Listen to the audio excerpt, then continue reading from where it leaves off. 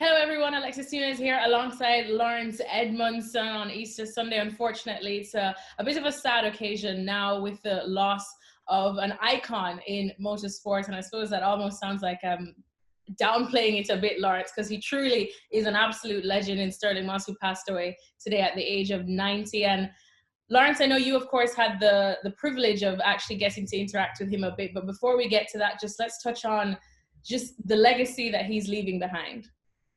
Well, he was really one of the true original professional and celebrity racing drivers. So for years, it very much been a gentleman's pursuit. And then after the war, it kind of became much more serious, much more professional. And Moss was at the very forefront of that. So he was a guy who would go out and, he would race with deals from the likes of BP, Dunlop, tire companies, oil companies. And he really kind of changed the way that the racing looked. And he brought it into the homes of a lot of people. So he became a household name. He really did. Stirling Moss was a synonym for speed, essentially. So, if you got caught on the motorway going too fast, it was like, who do you think you are, Stirling Moss? And he had that kind of aura about him. He really was just so well known, so well liked as well. He was a real hero in the UK and continued to be, and still is right now. Exactly. I mean, as we speak, I have my phone just here, and literally you pull up Instagram and you just see everyone from Lewis Hamilton straight down to just, pouring tributes out for him. And I know that I also saw your tribute to him on Instagram, a lovely photo that you said just before you started, I think, working with ESPN. And little did you know that you'd actually get to rub shoulders, I suppose, with the legend himself. Just what was that experience like? What was it about? Just take us back, because of course, even though it is a sad day, we want to, celebrate some of the best memories we have of him. Yeah, I was very lucky. It was when I first started working for ESPN, and we used to have Stirling Moss as a columnist, and we were looking for someone who had forthright opinions, wasn't afraid to share them, and also had a name that everyone would recognise. And Stirling Moss basically ticked all the boxes. So, I was very junior back then, only just starting in the job, but I got sent round to Stirling's home in London, and I went there kind of 10 or so times to do these monthly columns. And he was fantastic. And first of all, he was a true gentleman. He would sit down, would have a cup of tea, and we'd chat about stuff. And then, we'd often go to his office, and he would usually give his views on Formula One at the time. That was the idea of the column. But then we also had some great chats about some of the races he took part in his career. And he's surrounded by memorabilia in this office. And one thing which was kind of his party trick, something he loved to do, was get a bent steering wheel down from the wall. And it had this kind of big dent in it at the top.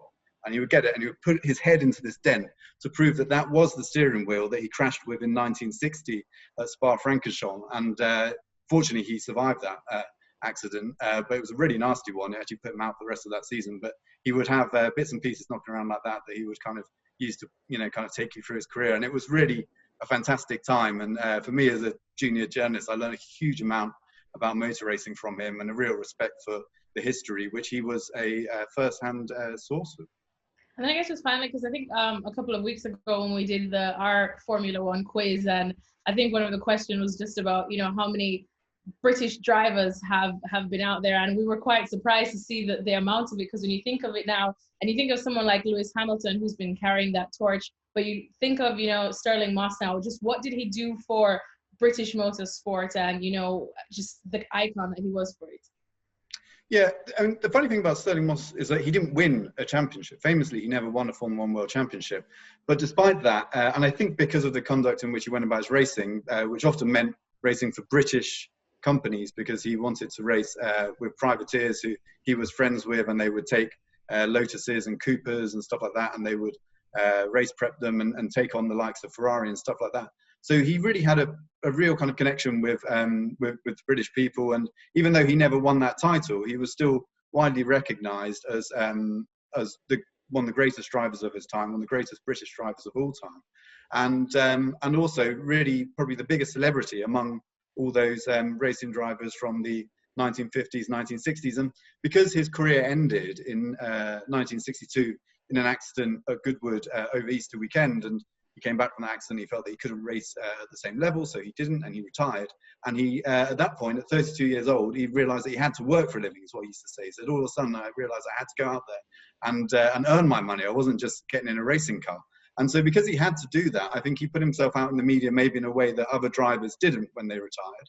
and he became this person who we as journalists would go to talk to about motor racing, because he always had great opinions. He always had the perspective of so many years in the sport, and as a result he was a fantastic person to talk to. And I think that really came across to anybody who either read what he said, read his quotes, talked to him face to face, or just saw him on TV. He was someone who really kind of captured the imagination of the public. All right, Laurence Edmondson, thank you so much for chatting with us. A very sad day in motorsport indeed, and just for the world of sport, to be fair, in losing the legend that is Stirling Moss. But like you have said, I think everyone will continue to talk about him and his stories for many years to come. Thanks for watching ESPN on YouTube, and for more sports highlights and analysis, be sure to download the ESPN app, and for premium content plus live streaming, make sure to subscribe to ESPN Player.